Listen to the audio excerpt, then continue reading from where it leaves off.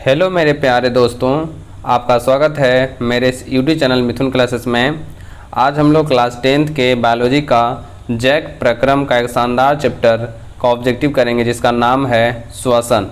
ध्यान दीजिएगा, श्वसन चैप्टर का हम लोग ऑब्जेक्टिव करने जा रहे हैं। आप लोग ध्यान से देखिएगा।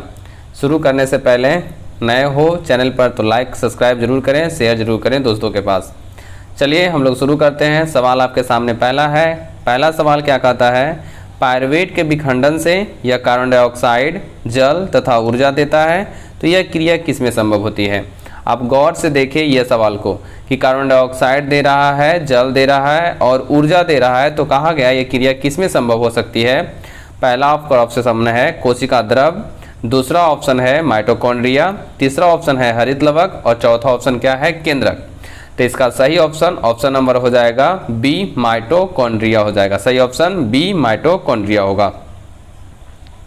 चलते हैं अगले क्वेश्चन की ओर। अगला क्वेश्चन आपके सामने कहा गया, ध्यान दीजिएगा। दूसरा क्वेश्चन है कि किसे कोशिका का ऊर्जा मुद्रा के रूप में जाना जाता है। बहुत महत्वपूर्ण सवाल, और ये सवाल ना VVI है जो पूछा जा चुका है कि किसे कोशिका का ऊर्जा मुद्रा के रूप में जाना जाता है। बहुत इजी और बहुत इजी सवाल है जो पूछा जा चुका है बाबू। किसे कोशिका का ऊर्जा मुद्रा के रूप में जानते हैं, तो ATP को जानते हैं। ATP याद रखिएगा, ATP के नाम से जानते हैं। पूछा जा सकता है कि बताइए ATP का पूरा नाम क्या होता है, तो ATP का पूरा नाम होता है एडिनोसिन ट्राईफॉस्फेट। क्या होता है, एडिनोसिन ट्राईफॉस्फेट। लेकिन अगर पूछा जाए कि ADP का पूरा नाम क्या होता है, तो याद रखेंगे एडिनोसिन डाईफॉस्फेट। टी बोलेगा तो ट्राई बोलेंगे, डी बोलेगा तो डाई बोलेंगे। चलते हैं, तो इसका सही ऑप्शन नंबर हो जाएगा बी कि कोशिका मुद्रा के रूप में किसे जानते हैं, तो ATP को जानते हैं। अगला सवाल की ओर चलते हैं। अगला सवाल क्वेश्चन नंबर 3। सामान्यतः किसका उपयोग कोशिका द्वारा ऊर्जा उत्पादन करने के लिए होता है। मतलब कोशिका जो है ना वो ऊर्जा उत्पादन करती है किसका उपयोग करके, अमीनो अम्ल का, कि वसा अम्ल का, कि ग्लूकोज का, कि सुक्रोज का। तो सही ऑप्शन नंबर हो जाएगा सी, ग्लूकोज का इस्तेमाल करती है कोशिका ऊर्जा उत्पादन करने के लिए। इसीलिए ग्लूकोज को हम एक नाम से जानते हैं जिसको कहते हैं कोशिकीय ईंधन कहते हैं। रट जाना बाबू, क्या कहते हैं उसको, कोशिकीय ईंधन कहते हैं। मतलब कोशिका ग्लूकोज का इस्तेमाल करके एनर्जी का उपयोग करती है, अर्थात ऊर्जा का उत्पादन करती है। इसीलिए हम लोग ग्लूकोज को क्या कहते हैं, कोशिकीय ईंधन कहा जाता है। अगले सवाल की ओर चलते हैं। अगला सवाल चौथा, ध्यान दीजिएगा। चौथा नंबर जो सवाल है आपके सामने, वो चौथा नंबर सवाल में कहता है कि पौधों में किस, ध्यान दीजिएगा वो, पौधों में किस क्रिया के द्वारा बाहरी वातावरण से ऑक्सीजन कोशिका को पहुंचता है। मतलब बाहरी वातावरण से ऑक्सीजन कोशिका में किस क्रिया के द्वारा पहुंचता है, विसरण है या प्रकाश संश्लेषण है या किण्वन या इनमें से कोई नहीं। तो ऑप्शन नंबर हो जाएगा ए, विसरण के द्वारा। किसके द्वारा, विसरण के द्वारा बाहरी वातावरण से ऑक्सीजन कोशिका में पहुंचता है। अगला सवाल क्वेश्चन नंबर 5। क्वेश्चन नंबर 5 में कहता है मनुष्य के ट्रैकिया में पाए जाते हैं। मनुष्य के ट्रैकिया में क्या पाया जाते हैं, मतलब मनुष्य का ट्रैकिया इस प्रकार से जी हम लोग बनाते हैं इस प्रकार से। तो मनुष्य के ट्रैकिया में क्या होता है, तो ये जो बताया गया था जिसको कहते हैं उपास्थि के बने अपूर्ण वलय। तो इसका सही ऑप्शन हो जाएगा अब उपास्थि के बने अपूर्ण वलय। ऑप्शन नंबर क्या हो जाएगा बी, उपास्थि के बने अपूर्ण वलय। पूरा वलय नहीं होता है। तो मनुष्य के ट्रैकिया में क्या पाए जाते हैं, तो उपास्थि के बने अपूर्ण वलय पाए जाते हैं। अगर पूछा जा सकता है कि ट्रैकिया की लंबाई कितनी होती है, तो 11 सेंटीमीटर होता है बाबू, रट जाइएगा। ट्रैकिया की लंबाई कितना, 11 सेंटीमीटर होता है। अगले सवाल की ओर चलते हैं। अगला सवाल आपके सामने मौजूद है, श्वसन की क्रिया में खाद्य पदार्थ का क्या होता है। बहुत इजी सवाल और बहुत इजी सवाल, एकदम बउआ वाला क्वेश्चन आप कह सकते हैं, बुआ झुनझुन्ना बउआ वाला क्वेश्चन कि श्वसन की क्रिया में खाद्य पदार्थ का क्या होता है। मतलब जब हम लोग खाते हैं ना तो श्वसन करते हैं, तो वो भोजन क्या होता है, विघटन होता है या संश्लेषण होता है या दहन या परिवर्तन। तो उसको याद रखना, विघटन होता है जिसको कहते हैं टूटना बाबू, टूटना कहते हैं, तो विघटन होता है। अगले सवाल की ओर चलते हैं। अगला सवाल कहा गया अवायवीय, जिसको कहते हैं अनॉक्सी श्वसन भी कहते हैं, कोशिका के किस भाग में होता है। अच्छा सवाल, अवायवीय या अनॉक्सी श्वसन कोशिका के किस भाग में होते हैं, तो याद रखना है वह कोशिका द्रव में होते हैं। किस में होते हैं, कोशिका द्रव में। पूछा जा सकता है कि अवायवीय श्वसन के दौरान कितना एटीपी अणु का निर्माण होता है? तो 8 एटीपी अणु का निर्माण होता है। 8 एटीपी अणु का निर्माण होता है अवायवीय श्वसन के अंतर्गत में। ये भी पूछा जा सकता है अवायवीय श्वसन में कम ऊर्जा निकलती है या ज़्यादा ऊर्जा निकलती है? तो अवायवीय श्वसन में कम ऊर्जा निकलती है, याद रखना बाबू। चलते हैं अगले सवाल की ओर। अगला सवाल आपके सामने है कि आणविक ऑक्सीजन के उपलब्ध नहीं होने से पायरुवेट का परिवर्तन जंतुओं में किस यौगिक में होता है? काफी महत्वपूर्ण सवाल, और ये भी सवाल पूछा जा चुका है, रट जाइएगा बाबू, एकदम इजी सवाल रहता है। आणविक ऑक्सीजन के उपलब्ध नहीं होने से पायरुवेट का परिवर्तन जंतुओं में किस यौगिक में होता है? लैक्टिक अम्ल में होता है, या इथेनॉल में होता है, या साइट्रिक अम्ल में होता है, या ग्लूकोज में होता है? हमें ऑप्शन देने से पहले आप लोगों को जवाब दे देना है, उसके बाद हम जब बोलेंगे तो आप चेक करिएगा कि हमारा जो दिया गया ऑप्शन सही है या फिर गलत है। तो इसका सही ऑप्शन नंबर हो जाएगा ए। लैक्टिक अम्ल का निर्माण होने से क्या होता है? हम लोगों में दर्द उत्पन्न होने लगता है बाबू। अगले सवाल को चलते हैं। अगला सवाल आपके सामने है कि पौधों में गैसों का आदान प्रदान, गैसों अर्थात ऑक्सीजन और कार्बन डाइऑक्साइड, ऑक्सीजन और कार्बन डाइऑक्साइड, ये समझना है। तो पौधों में गैसों का आदान प्रदान के लिए क्या उपस्थित रहते हैं?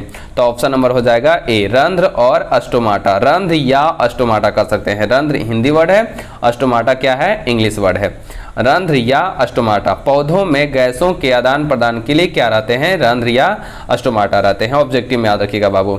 चलते हैं अगला सवाल। निश्वास द्वारा निकली वायु में क्या रहती है? मोस्ट इंपॉर्टेंट क्वेश्चन, ये भी पूछा जा चुका सवाल कि निश्वास द्वारा निकली वायु में क्या रहती है। देखिए नाम से पता चल रहा है निकली वायु में क्या रहती है। क्या कार्बन डाइऑक्साइड होता है, या ऑक्सीजन होता है, या नाइट्रोजन होता है, या पायरुवेट होता है? तो निश्वास द्वारा निकली वायु में क्या रहती है? तो कार्बन डाइऑक्साइड रहती है। ऑप्शन नंबर क्या हो जाएगा? ए। ये निश्वास हो सकता है क्या हुआ? निश्वास क्या है? तो जब हम लोग श्वसन की क्रिया करते हैं तो उसको हम लोग कहते हैं प्रश्वास कहते हैं। क्या कहते हैं? प्रश्वास। और उसमें हम लोग लेते हैं किसको? ऑक्सीजन को लेते हैं। लेकिन जब हम ऑक्सीजन को लेकर कार्बन डाइऑक्साइड को छोड़ते हैं तो कार्बन डाइऑक्साइड को छोड़ा जाता है, तो उस क्रिया को कहते हैं निश्वास या उच्छ्वास भी कहा जाता है। आंसर याद रखिएगा। अगले सवाल की ओर चलते हैं। अगला सवाल, मनुष्य का दायां और बायां नासिका वेश्म किसके द्वारा एक दूसरे से अलग रहता है, पृथक रहता है? मतलब जो नाक हम लोग देख रहे हैं ना, नाक में दो छिद्र, एक दायां तरफ एक बायां तरफ, तो दोनों के दोनों एक दूसरे से किससे अलग रहता है? तो नासा पट्टिका के द्वारा। नासा पट्टिका के द्वारा। ऑप्शन नंबर क्या हो जाएगा? ए, नासा पट्टिका के द्वारा। चलते हैं अगले सवाल। ये कहा गया मनुष्य में सांस लेने और छोड़ने की क्रिया को क्या कहते हैं? अगर पूछा जाए सांस लेने की क्रिया को क्या कहते हैं तो हम लोग बोलेंगे प्रश्वास। क्या बोलेंगे? प्रश्वास। और पूछा जाए सांस छोड़ने की क्रिया को क्या कहते हैं तो उच्छ्वास कहते हैं। और दोनों का अगर पूछा जाए कि सम्मिलित रूप क्या कहलाता है तो सम्मिलित रूप कहलाता है, याद रखिएगा, श्वासोच्छ्वास कहलाता है। क्या कहलाता है? श्वासोच्छ्वास। क्या कहलाता है? श्वासोच्छ्वास कहलाता है। याद रखिएगा, श्वासोच्छ्वास कहलाता है सांस लेने और सांस छोड़ने की क्रिया को। तो यहाँ वही सवाल है, कहा गया मनुष्य में सांस लेने और सांस छोड़ने की क्रिया को क्या कहते हैं? क्या श्वसन कहते हैं, या श्वासोच्छ्वास कहलाते हैं, या निश्वसन कहते हैं? तो याद रखना बाबू, श्वासोच्छ्वास कहलाता है। श्वासोच्छ्वास कहलाता है। ऑप्शन नंबर बी हो जाएगा। अगले सवाल को चलते हैं। अगला सवाल कहा, मछली में गिल्स एक चपटी थैली में स्थित होता है। सही बात है कि मछली में जो गिल्स होता है, जिसको हम लोग गलफड़ा भी कहते हैं, वो चपटी थैली में स्थित होता है। जिस चपटी थैली में स्थित तो होता है उसे कहते हैं क्या? तो क्या उसे गिलकोष्ठ कहते हैं, या नासिका पट्टी कहते हैं, या किडनी कहते हैं? तो उसे कहते हैं गिल्स कोष्ठ कहते हैं। क्या कहते हैं? ऑप्शन नंबर हो जाएगा ए। मछली में गिल्स एक चपटी थैली में स्थित होता है जिसे हम लोग क्या कहते हैं? गिल्स कोष्ठ कहते हैं। क्या कहते हैं? गिल्स कोष्ठ। मछली का श्वसन अंग क्या होता है? तो मछली का श्वसन अंग होता है गलफड़ा। क्या होता है? मछली का श्वसन अंग गलफड़ा होता है, जिसको हम लोग गिल्स भी कहते हैं। क्या कहते हैं? गिल्स भी कहते हैं। तो मछली का श्वसन अंग गलफड़ा होता है, जिसको हम लोग गिल्स कहते हैं। पूछा जा सकता है कि मछली का जो हृदय होता है वो कितने चेंबर में बटा होता है? तो मछली का हृदय 2 चेंबर में बटा होता है, जिसमें से एक निलय होता है और एक आलिंद होता है। अगले सवाल की ओर चलते हैं। अगला सवाल, श्वसन के पूर्ण ऑक्सीकरण की क्रिया किस में होती है? बहुत इजी सवाल है कि श्वसन के पूर्ण ऑक्सीकरण की क्रिया किसमें होती है, माइटोकॉन्ड्रिया में या कोशिका द्रव में या कोशिका झिल्ली में या इनमें से कोई नहीं। तो इसका सही ऑप्शन नंबर हो जाएगा ए, माइटोकॉन्ड्रिया में। और जब श्वसन का पूर्ण ऑक्सीकरण होता है तो निर्माण होता है कार्बन डाइऑक्साइड का, निर्माण हो जाता है जल का और निर्माण हो जाता है ऊर्जा का। तो इतना सारा चीज का निर्माण होता है बाबू, इतना सारा चीज का निर्माण होता है जब श्वसन का पूर्ण ऑक्सीकरण होता है तब। कार्बन डाइऑक्साइड का निर्माण होता है, जल का निर्माण होता है और ऊर्जा का निर्माण होता है। अगले सवाल की ओर चलते हैं। अगला सवाल आपके सामने। अगला सवाल में क्या कहा गया है कि किस प्रकार के श्वसन में अधिक ऊर्जा मुक्त होती है या निकलती है। किस प्रकार के श्वसन में अधिक ऊर्जा निकलती है, वायवीय श्वसन या अवायवीय श्वसन या दोनों। तो बाबू याद रखिएगा, किस प्रकार के श्वसन में अधिक ऊर्जा निकलती है तो ऑक्सी श्वसन कहा जा सकता है या फिर उसे कहते हैं हम लोग वायवीय श्वसन। ऑक्सी श्वसन कहिए या फिर वायवीय श्वसन में ऊर्जा अधिक मात्रा में निकलती है। कितना निकलती है तो लगभग 38 एटीपी अणुओं का निर्माण होता है वायवीय श्वसन में, और अवायवीय श्वसन में याद रखना है 8 एटीपी अणु का निर्माण होता है। तो देखिए अवायवीय श्वसन में ऊर्जा कम निकलती है, अवायवीय श्वसन में ऊर्जा ज्यादा निकलती है। याद रखना बाबू, वायवीय श्वसन वायु की उपस्थिति में होता है, अवायवीय श्वसन वायु की उपस्थिति में नहीं होता है। चलते हैं आगे। अगला सवाल कहता है ग्लूकोज के पूर्ण ऑक्सीकरण से क्या मुक्त होता है। मतलब जब ग्लूकोज टूटती है ऑक्सीकरण की क्रिया में तो क्या मुक्त होता है, कार्बन डाइऑक्साइड होता है या जल होता है या ऊर्जा होता है या इनमें से सभी होता है। तो सही ऑप्शन हो जाएगा ऑप्शन नंबर डी, इनमें से सही। ग्लूकोज का सूत्र होता है बाबू C6H12O6। तो ये ग्लूकोज का एक अणु है और इस ग्लूकोज के एक अणु में कार्बन के कितने परमाणु तो 6 परमाणु, हाइड्रोजन के कितने परमाणु तो 12 परमाणु, ऑक्सीजन के कितने परमाणु तो 6 परमाणु। सवाल को बाबू एकदम इजी है, आप ध्यान दे चलिएगा, यहां से भी सवाल आपको पूछा जा चुका है। अगले सवाल को चलते हैं। आपके लिए एक एक सवाल ना बहुत महत्वपूर्ण है, इसलिए वीडियो को आगे बढ़ाइएगा नहीं, हर क्वेश्चन को देखना है तो देखना है, नहीं तो कौन सा सवाल बोर्ड में पूछा जा सकता है ये कहानी नहीं कर सकते, इसलिए हर सवाल आपके लिए काफी महत्वपूर्ण है। चलते हैं अगले सवाल। किण्वन कौन सी क्रिया है, ये भी काफी महत्वपूर्ण है। किण्वन का खोज किया था किसने बुआ, तो याद रखना लुई पास्चर ने। एक वैज्ञानिक थे लुई पास्चर एक वैज्ञानिक थे, इन्होंने किण्वन का खोज किया था। किण्वन की क्रिया कौन सी है, वायवीय या फिर अवायवीय। तो किण्वन की क्रिया अवायवीय है जिसको हम लोग अनॉक्सी कहते हैं। किण्वन है क्या चीज, तो जब पायरुवेट का विखंडन ऑक्सीजन की अनुपस्थिति में ईस्ट में कराई जाती है। देखिए ये भी सवाल को काफी महत्वपूर्ण कर सकते हैं कि किण्वन की क्रिया कौन से जीवों में होती है तो ईस्ट में होती है, और ऑक्सीजन की उपस्थिति में कि ऑक्सीजन की अनुपस्थिति में, तो ऑक्सीजन की अनुपस्थिति में। किसमें, ऑक्सीजन की अनुपस्थिति में, जिसको हम लोग कहते हैं अनॉक्सी श्वसन या अवायवीय श्वसन। तो किण्वन कौन सी प्रक्रिया है, अनॉक्सी या फिर अवायवीय, कौन सी जीवों में, ईस्ट जीवों में। और क्या निर्माण होता है तो निर्माण होता है इथेनॉल का और प्लस निर्माण होता है कार्बन डाइऑक्साइड का। तो यह क्रिया हमारा क्या कहलाती है, किण्वन कहलाती है। खोज किसने किया था, लुई पास्चर ने खोज किया था। चलते हैं अगले सवाल की ओर। अगला सवाल आपके सामने कि किस क्रिया के दौरान कार्बन डाइऑक्साइड मुक्त होता है। मतलब कौन सी ऐसी क्रिया होती है जिसमें कार्बन डाइऑक्साइड निकलता है, क्या प्रकाश संश्लेषण होता है या श्वसन या वाष्पोत्सर्जन। तो श्वसन की क्रिया में क्या होता है, कार्बन डाइऑक्साइड निकलता है बाबू, ऑब्जेक्टिव श्वसन की क्रिया में कार्बन डाइऑक्साइड निकलता है।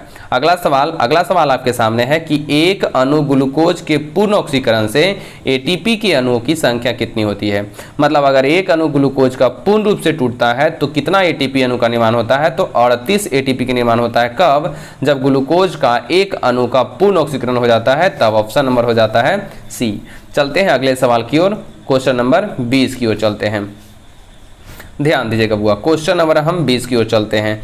आप लोग सपोर्ट करें तो हम बहुत आगे जा सकते हैं, लेकिन आप लोग सपोर्ट ही नहीं करते हैं। चलते हैं बाबू 20 नंबर सवाल, ध्यान दीजिएगा। 20 नंबर सवाल क्या कहता है, कौन सी क्रिया सभी जीवों के लिए अनिवार्य होती है। मतलब कौन सी ऐसी क्रिया इनमें से है जो सभी जीवों के लिए अनिवार्य है, क्या प्रकाश संश्लेषण या फिर श्वसन या फिर वाष्पोत्सर्जन। तो कौन सी क्रिया सभी जीवों के लिए अनिवार्य है, तो ऑप्शन नंबर हो जाएगा बी, श्वसन जो है ना वो सभी जीवों के लिए अनिवार्य है।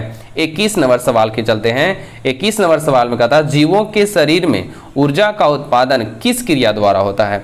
मतलब अगर जीवों के शरीर में अगर ऊर्जा का उत्पादन होना है तो कौन सी क्रिया के द्वारा जीवों के शरीर में ऊर्जा का उत्पादन होता है। नियंत्रण होता है या उत्सर्जन या श्वसन या जनन। तो किस क्रिया के द्वारा जीवों के शरीर में ऊर्जा का उत्पादन होता है, तो ऑप्शन नंबर हो जाएगा सी, श्वसन। श्वसन, क्योंकि जब हम सांस लेते हैं तो हमने ऑक्सीजन लिया और ऑक्सीजन जाके शरीर में जाता है, ग्लूकोज वहां पे टूटता है ऑक्सीजन की उपस्थिति में, तो हम लोगों को क्या मिलती है, ऊर्जा मिलती है। तो ऑप्शन नंबर हो जाएगा सी, श्वसन। अगला सवाल आप ध्यान दीजिएगा। अगला सवाल में क्या कहा गया है, कहा गया है कि पचे हुए भोज्य पदार्थों से ऊर्जा के उत्पादन भोजन अणुओं के किसके द्वारा होता है। मतलब पचे हुए भोज्य पदार्थों से ऊर्जा के उत्पादन भोजन अणुओं के किसके द्वारा होता है, ऑक्सीकरण या दहन या परिवर्तन। तो वो होता है वो ऑक्सीकरण, क्योंकि हम लोग ऑक्सीजन लेते हैं तो ऑक्सीजन की उपस्थिति में टूटता है, तो वो ऑक्सीकरण क्रिया कहलाती है।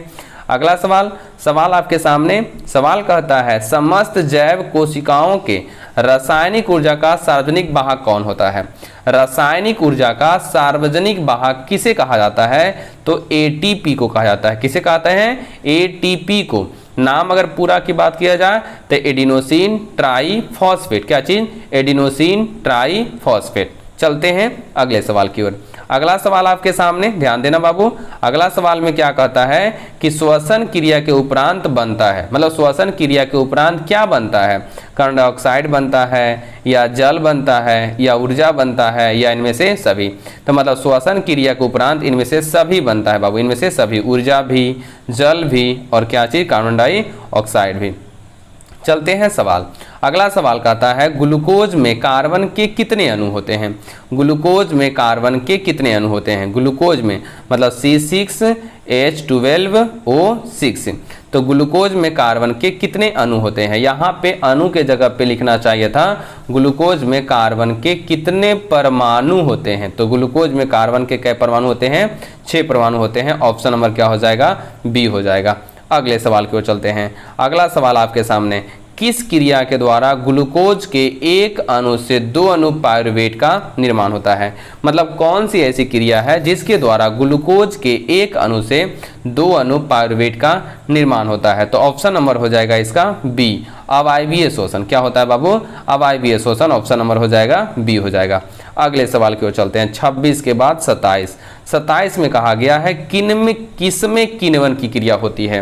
कुछ देर पहले हमने सवाल को बता दिया है बुआ कि किण्वन की क्रिया किस जीव में होती है, क्या माइटोकॉन्ड्रिया में होती है या फिर ईस्ट में होती है या कोशिकाओं में होती है। तो बताइए कि किसमें किण्वन की क्रिया होती है। तो ऑप्शन नंबर हो जाएगा ईस्ट में बाबू। किस में हो जाएगा, ईस्ट में। ऑप्शन नंबर बी हो जाएगा।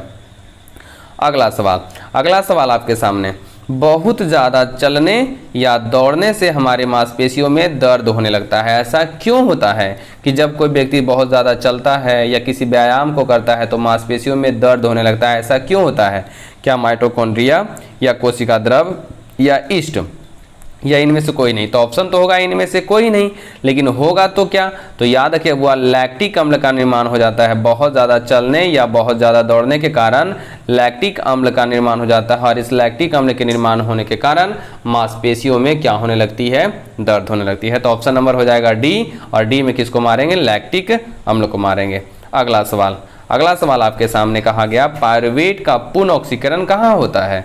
मतलब पायरुवेट का पूर्ण रूप से टूटता है कहाँ। तो याद रखिए यहाँ लिखल है पायरुवेट लिखल है और पायरुवेट का विखंडन हमें करना है 3 जीवों में। एक था ईस्ट में बाबू, एक था माइटोकॉन्ड्रिया में और एक था याद करो पेशीय कोशिका में। तो माइटोकॉन्ड्रिया में जब टूटता है तो पूर्ण रूप से विखंडन होता है और टूटने के बाद क्या क्या बनती है, तो कार्बन डाइऑक्साइड बनता है, जल बनता है और साथ ही साथ क्या निकलती है, ऊर्जा निकलती है। तो यह क्रिया किसमें संभव होती है, तो ऑब्जेक्टिव में याद रखना है बुआ माइटोकॉन्ड्रिया में। पायरुवेट के पूर्ण ऑक्सीकरण कहाँ होता है, तो माइटोकॉन्ड्रिया में होती है। क्या क्या बनता है, कार्बन डाइऑक्साइड बनता है, जल बनता है और साथ ही साथ में क्या निकलती है, ऊर्जा निकलती है। ऑप्शन नंबर हो जाएगा इसका ए हो जाएगा। 30 नंबर सवाल में आते हैं। 30 नंबर सवाल, ऑक्सीजन युक्त वायु वायुमंडल से पौधे में किस अंगों द्वारा प्रविष्ट होती है। अंग देखिए पूछा है, अंग बुआ किन अंगों द्वारा प्रविष्ट होती है। तो अगर अंग पूछा है तो हम लोग मारते हैं क्या, रंध्र मारते हैं या स्टोमाटा मारते हैं। लेकिन चेक करते हैं ऑप्शन के अनुसार क्या है, तो रंध्र है, बात्र रंध्र है, अंतरकोशिकीय स्थान है, इनमें से सभी। तो ऑप्शन नंबर हो जाएगा बाबू इनमें से सभी, क्योंकि बात्र रंध्र भी होता है, अंतरकोशिकीय स्थान भी होता है और रंध्र भी होता है। लेकिन अगर क्रिया पूछा जाता तो क्रिया में याद रखना, क्रिया में क्या मारते हम लोग, क्रिया में हमेशा बात याद रखना है, विसरण मारते। क्या मारते, विसरण मारते। चलते हैं अगले सवाल की ओर। अगला सवाल कहा गया है कि पौधों में श्वसन किस भाग में होता है। पौधों में श्वसन किस भाग में होता है, पत्तियों में होता है, जड़ में होता है, तना में होता है कि प्रत्येक भाग में होता है। तो याद रखना पौधों में जो श्वसन होता है वो प्रत्येक भाग में होता है, प्रत्येक भाग में होता है, पत्तियों में, जड़ में, तना में, प्रत्येक भाग में श्वसन होता है। आगे की ओर चलते हैं। कहा गया है कीटों जैसे टिड्डा, तिलचट्टा, ग्रास हॉपर, मक्खी का श्वसन अंग क्या होता है। तो याद करिए बाबू, कीटों का श्वसन अंग होता है ट्रैकिया या श्वास नली।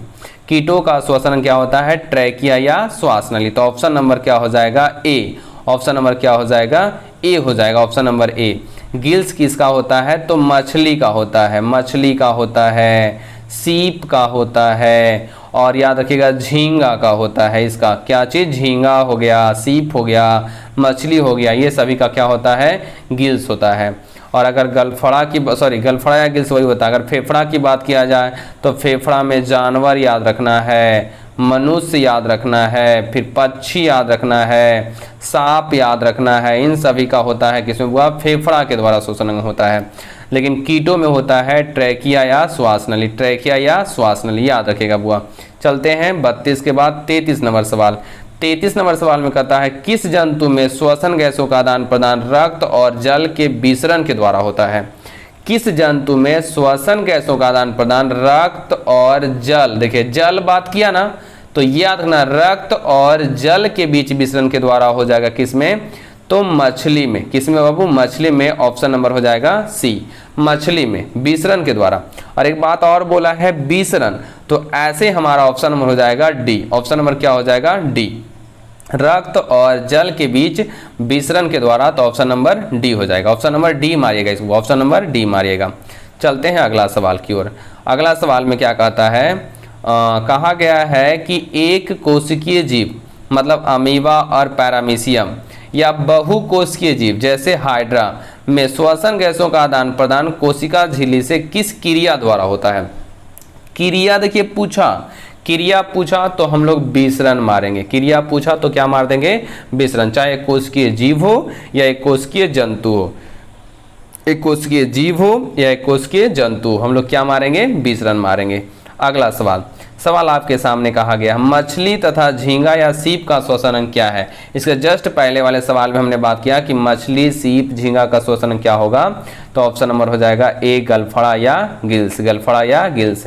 श्वास नली होता है कीटों में, और श्वास नली या ट्रैकिया वही उसी को कहते हैं, तो कीटों का श्वसन अंग होता है, श्वास नली या ट्रैकिया होता है। अगला सवाल आपके सामने क्या कहता है कि कछुआ हो जाए, मनुष्य हो जाए, पक्षी हो जाए, मेढक, मगरमच्छ, छिपकली इत्यादि में श्वसन अंग किसके द्वारा होता है, तो वो फेफड़ा के द्वारा होता है, फेफड़ा के द्वारा होता है। किसके द्वारा, फेफड़ा के द्वारा होता है। कछुआ, मनुष्य, पक्षी, मेढक, मगरमच्छ, छिपकली में श्वसन अंग किसके द्वारा होता है, तो फेफड़ा के द्वारा होता है। ऑप्शन नंबर बी हो जाएगा।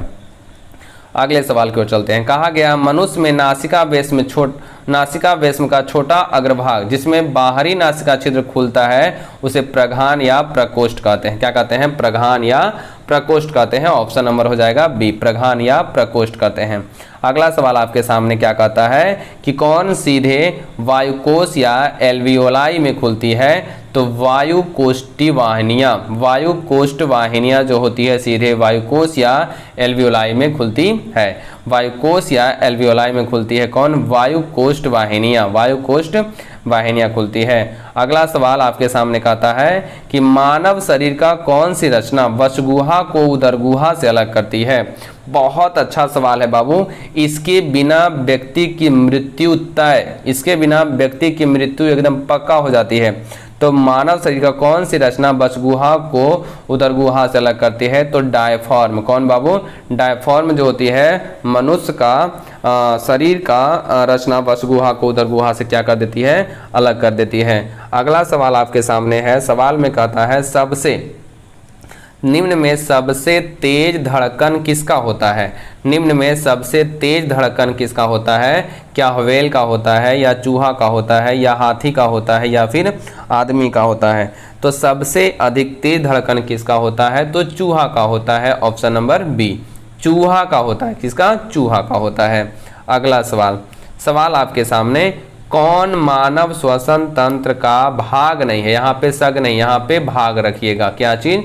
भाग लिखेगा कि कौन मानव श्वसन तंत्र का भाग नहीं है। क्या नासिका छिद्र नहीं है, या श्वास नली नहीं है, या रक्त नहीं है, या गिल्स नहीं है? तो गिल्स पाया जाता है किसमें? मछलियों में पाया जाता है, तो यही हमारा भाग नहीं है। तो ऑप्शन नंबर हो जाएगा डी। ऑप्शन नंबर क्या हो जाएगा? डी हो जाता है। अगला सवाल आपके सामने, मनुष्य में बाहरी नासिका छिद्र भीतर की ओर सीधे कहाँ खुलती है? मनुष्य में बाहरी जो नासिका छिद्र होती है सीधे भीतर की ओर कहाँ खुलती है? तो नासिका व्यास में खुलती है। ऑप्शन नंबर ए। किस में खुलती है? नासिका व्यास में खुलती है। ऑप्शन नंबर ए हो जाएगा। अगला क्वेश्चन, नासिका वैष्म क्या चीज बाबू? नासिका वैष्मों की दीवार जो टेढ़ी मेढ़ी घुमावदार प्लेट की तरह होती है उसे क्या कहते हैं? बहुत अच्छा सवाल है कि नासिका वैष्म की जो दीवार होती है वो टेढ़ी मेढ़ी घुमावदार प्लेट की तरह होती है, उसे हम लोग कहते हैं कांची कहते हैं। ऑब्जेक्टिव में याद रखना है, क्या कहते हैं? उसे कांची कहते हैं। ऑब्जेक्टिव में याद रखना, उसे क्या कहते हैं? कांची कहते हैं। 43। हम चलते हैं अगले की ओर 44 में। क्या बाबू? हम लोग चलते हैं 44 में। सवाल नंबर 44। तो 44 नंबर सवाल में क्या कहता है? मनुष्य में ट्रैकिया की लंबाई कितनी होती है? तो मनुष्य की जो ट्रैकिया की लंबाई होती है वो होता है 11 सेंटीमीटर। ऑप्शन नंबर ए। देखना बाबू, 11 लिखा रहेगा, हो सकता है मीटर लिखा रहे, तो हमारा मीटर नहीं होता है, हमारा होता है 11 सेंटीमीटर होता है। तो ऑप्शन नंबर हो जाएगा आपको ए हो जाएगा, 11 सेंटीमीटर।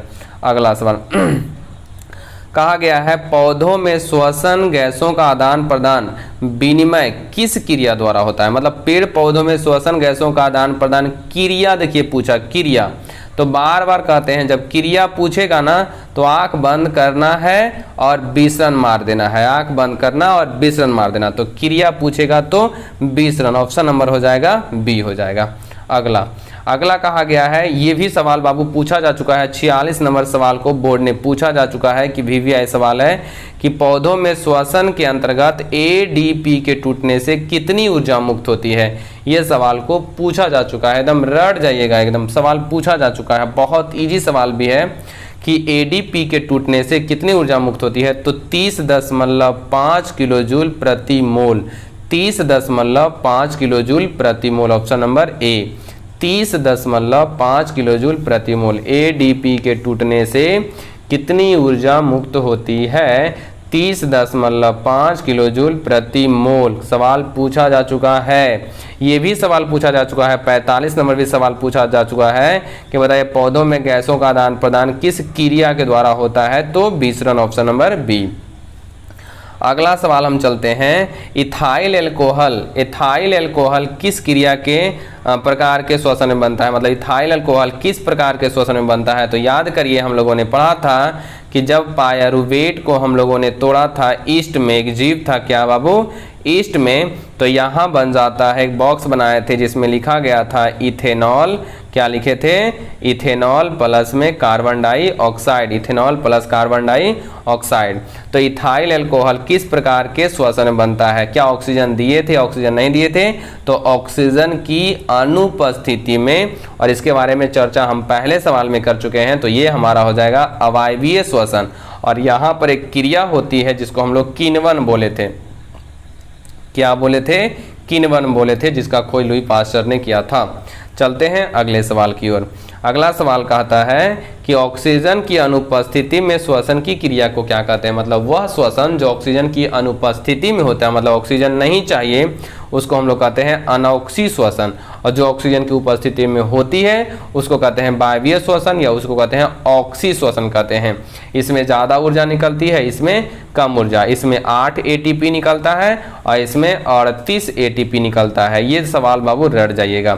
अगला सवाल कहा गया है तिलचट्टा में कितनी जोड़ी श्वास रंध्र पाई जाती है, मतलब तिलचट्टा में कितनी जोड़ी श्वास रंध्र पाई जाती है, तो 10 जोड़ी।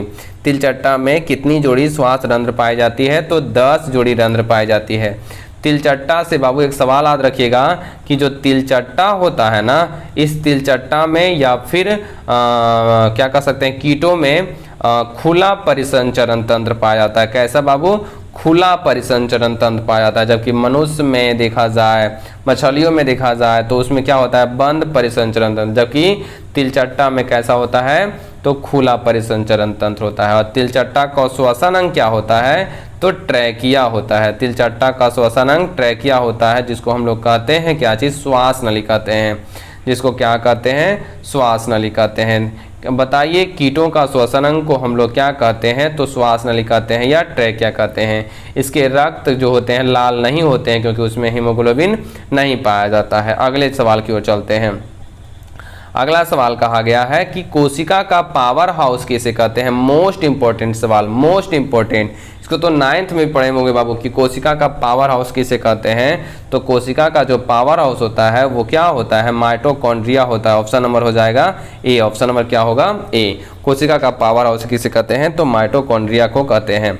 लाइसोसोम क्या है, तो लाइसोसोम को कहते हैं आत्महत्या की थैली। लाइसोसोम को कहते हैं आत्महत्या की थैली कहा जाता है। अगला है कोशिकीय ईंधन किसे कहा जाता है, मतलब ग्लूकोज का इस्तेमाल करती है कोशिका, इसीलिए ग्लूकोज को हम लोग क्या कहते हैं, कोशिकीय ईंधन कहते हैं। तो ऑप्शन नंबर हो जाएगा ए हो जाएगा। अगला कहा गया है मानव में श्वसन वर्णक किसे कहते हैं। श्वसन को एक जगह से दूसरे जगह, मतलब ऑक्सीजन को लेकर एक जगह से दूसरे जगह कौन जाता है, तो हीमोग्लोबिन। और अगर हीमोग्लोबिन नहीं रहेगा तो हम लोग रक्त को भी मार सकते हैं। तो दोनों ऑप्शन हो सकता है बाबू, रक्त हो सकता है या हीमोग्लोबिन, इसी को हम लोग कहते हैं श्वसन वर्णक। लेकिन सबसे ज़्यादा महत्वपूर्ण हो जाएगा हीमोग्लोबिन। हीमोग्लोबिन के कारण खून का रंग कैसा होता है, लाल होता है, और यही हीमोग्लोबिन मानव शरीर में श्वसन वर्णक का काम करता है। तो ऑब्जेक्टिव में याद रखना है कि श्वसन वर्णक, मानव में श्वसन वर्णक कौन है, तो हीमोग्लोबिन। ऑप्शन नंबर ए हो जाएगा। अगला कहा गया है कि मनुष्य में वायु शरीर के अंदर किसके द्वारा जाता है।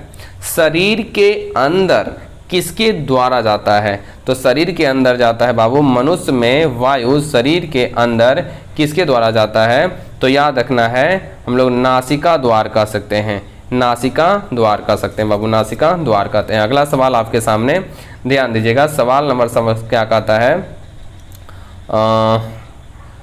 कैसे हो गया, सॉरी। अगला सवाल आपके सामने कहा गया है कि पहला चरण में ग्लूकोज का 6 कार्बन वाले अणु कितने कार्बन वाले अणु में विखंडित हो जाता है। पहला चरण में ग्लूकोज का 6 कार्बन वाले अणु कितने कार्बन वाले अणु में विखंडित हो जाता है, तो ऑब्जेक्टिव में 3 कार्बन वाले अणु में क्या होता है, विखंडित हो जाता है। ऑप्शन नंबर हो जाएगा ए हो जाएगा। अगला आपके सामने कहा गया है कि मनुष्य के शरीर का फेफड़ा कहाँ अवस्थित रहता है। मनुष्य के शरीर का जो फेफड़ा है वो कहाँ अवस्थित रहता है, तो बचगुहा में। बचगुहा का मतलब होता है छाती के नीचे, खाली स्थान को बचगुहा कहते हैं। तो ऑप्शन नंबर हो जाएगा डी। छाती से ऑब्जेक्टिव में याद आता है बाबू, पसली की संख्या पूछी जा सकती है कि बताइए पसली की संख्या क्या होती है, तो पसली की जो संख्या होती है वो 12 जोड़ी पसली पाई जाती है। संख्या में पूछा जाएगा तो हम लोग मारेंगे 24 मारेंगे। अगला सवाल में क्या कहता है कि संपूर्ण कोशिकीय श्वसन कितने प्रकार के होते हैं, तो वो 2 प्रकार के होते हैं, और एक को कहा जाता है वायवीय श्वसन और एक को कहते हैं अवायवीय श्वसन। अगला सवाल, किस जंतु में फेफड़ा के अतिरिक्त त्वचा से भी और मुखग्रसनी से भी श्वसन होता है। ये मोस्ट इंपॉर्टेंट सवाल है, पूछा जा चुका है कि किस जंतु में फेफड़ा से भी श्वसन होता है और मुखग्रसनी से भी श्वसन होता है और त्वचा से भी श्वसन होता है। तो इसका सही ऑप्शन क्या होगा, मेढक होगा या मनुष्य होगा या कछुआ होगा या मगरमच्छ। तो सही ऑप्शन नंबर हो जाएगा ए, मेढक। क्या हो जाएगा, मेढक हो जाएगा कि मेढक में श्वसन फेफड़ा से भी होता है, त्वचा से भी होता है और मुखग्रसनी से भी होता है। अगला सवाल आपके सामने कि पचे हुए भोज्य पदार्थ से ऊर्जा का उत्पादन किस क्रिया द्वारा होता है। पचे हुए भोज्य पदार्थ से ऊर्जा का उत्पादन किस क्रिया द्वारा होता है। तो बाबू ऑप्शन नंबर याद रखना है ऑक्सीकरण। किस क्रिया द्वारा, ऑक्सीकरण। ऑप्शन नंबर हो जाएगा ए हो जाएगा। अगला सवाल कहता है हीमोग्लोबिन कहाँ अवस्थित रहता है। बताइए हीमोग्लोबिन कहाँ रहता है। तो हीमोग्लोबिन रहता है रुधिर में या रक्त में रहता है और हीमोग्लोबिन को श्वसन वर्णक भी कहा जाता है। माइटोकॉन्ड्रिया को हम लोग कहते हैं कोशिकीय ऊर्जा का घर, power house of the cell कहा जाता है। अगला सवाल में क्या कहता है, कंठ। कंठ में किसके बलय उपस्थित होते हैं। तो उपास्थि के बाबू किसके होते हैं। तो कंठ में किसके बलय होते हैं, उपास्थि के होते हैं। कंठ में किसके बलय होते हैं, उपास्थि के बलय होते हैं। ऑप्शन नंबर हो जाएगा बी हो जाएगा। केचुए का श्वसन अंग क्या है। काफी सब महत्वपूर्ण सवाल है बुआ, एक भी मिनट आप वीडियो को आगे पीछे नहीं कर सकते, इसलिए हर सवाल आपके लिए महत्वपूर्ण है। केचुए का श्वसन अंग क्या है। केचुए का श्वसन अंग क्या होता है। सबसे पहले तो ये बता दें, केचुआ जो होता है ना उभयलिंगी होता है, जिसको हम लोग द्विलिंगी भी कहते हैं। द्विलिंगी, केचुआ उभयलिंगी जिसको द्विलिंगी कहते हैं। और केचुए का श्वसन अंग होता है त्वचा। केचुए में अगर पूछा जाए कि आँख पाई जाती है तो केचुए में आँख नहीं पाई जाती, केचुए में कोई आँख नहीं पाई जाती है। अगला सवाल की ओर चलते हैं। अगला सवाल, वायुमंडल में लगभग ऑक्सीजन पाया जाता है। मतलब वायुमंडल में ऑक्सीजन की मात्रा कितनी प्रतिशत होती है। तो वायुमंडल में ऑक्सीजन की मात्रा लगभग 21% होती है। पूछा जाता है नाइट्रोजन कितना पाया जाता है। तो लगभग 78% पाया जाता है। और कार्बन डाइऑक्साइड कितना पाया जाता है। तो 0.03% होता है। और ये सवाल पूछा जा चुका है बोर्ड में कि कार्बन डाइऑक्साइड की मात्रा 0.03% होता है, नाइट्रोजन 78% और ऑक्सीजन 21% होता है। अगला, किस प्रकार के श्वसन में कम ऊर्जा निकलती है। तो किस प्रकार के श्वसन में कम ऊर्जा निकलती है। तो अवायवीय या अनॉक्सी श्वसन में ऊर्जा कम निकलती है, जबकि ऑक्सी या वायवीय श्वसन में ऊर्जा ज़्यादा निकलती है। अगले सवाल की ओर हम चलते हैं बाबू। अगला सवाल आपके सामने चलते हैं। बहुत इजी सवाल है और काफ़ी महत्वपूर्ण चैप्टर है और बायोलॉजी को इतना पढ़ने में मज़ा लगता है और पढ़ाने में, साथ ही साथ आप ऑब्जेक्टिव भी कर रहे हैं बाबू, इसलिए आप ध्यान देकर पढ़िएगा। सवाल आपके सामने कहता है कि श्वसन क्रिया किस प्रकार की अभिक्रिया है। श्वसन क्रिया किस प्रकार की अभिक्रिया है। संश्लेषण है या पाचन है, ऑक्सीकरण है। तो श्वसन क्रिया बाबू ऑक्सीजन की उपस्थिति में होती है, इसलिए हम लोग क्या मारेंगे, ऑक्सीकरण मारेंगे। ऑप्शन नंबर सी हो जाएगा। अगला देखो, पूछ दिया मनुष्य में कितनी जोड़ी पसलियां पाई जाती है। जोड़ी पूछा ना, कितनी जोड़ी पूछा तो हम लोग मारेंगे ऑप्शन नंबर सी मारेंगे 12। संख्या पूछता तो हम लोग क्या मारते हैं, 24 मारते। तो कितनी जोड़ी पसलियां पाई जाती है। तो 12 जोड़ी पसली पाई जाती है। अगला सवाल आपके सामने कि अनॉक्सी श्वसन में कुल कितना एटीपी बनता है। अनॉक्सी का मतलब जिसमें ऑक्सीजन की उपस्थिति नहीं है, तो उसमें कम बनेगा कि ज़्यादा बनेगा। तो ऑक्सीजन नहीं है तो कम बनेगा। तो 8 एटीपी अणुओं का निर्माण होता है। कितना, 8 एटीपी। लेकिन अगर पूछा जाता कि बताइए ऑक्सी श्वसन में कितना बनेगा, तो ऑक्सी श्वसन में 38 एटीपी अणु का निर्माण होता है और ज़्यादा, काफ़ी ज़्यादा होता है बाबू। अगला सवाल, मानव शरीर की सबसे बड़ी ग्रंथि क्या होती है। देखिए फर्स्ट चैप्टर का सवाल चलाएगा, थोड़ा सा दोहरा लेते हैं कि मानव शरीर की सबसे बड़ी ग्रंथि क्या होती है। तो मानव शरीर की सबसे बड़ी ग्रंथि होती है यकृत। इसका भार लगभग होता है 1.5 kg का। इसको लीवर भी कहते हैं और इससे रस निकलता है जिसको हम लोग कहते हैं पीत रस। इसका रंग कैसा होता है पीत रस का। तो और रंग की बात किया जाए तो हरा पीला होता है और यह क्षारीय होता है और इसका पीएच मान लगभग 8 के करीब होता है। तो इतना सवाल आप याद रखिएगा कि मानव शरीर की सबसे बड़ी ग्रंथि कौन होती है, यकृत होती है, जिसे लीवर भी कहते हैं। और यह इसका भार होता है लगभग 1.5 kg का। और यकृत से कौन रस निकलता है, तो यकृत से पीत रस निकलता है। पीतरस की प्रकृति क्षारीय होती है और यह हरा होता है और इसका लगभग पीएच मान 8 के करीब होता है। अगले सवाल की ओर चलते हैं।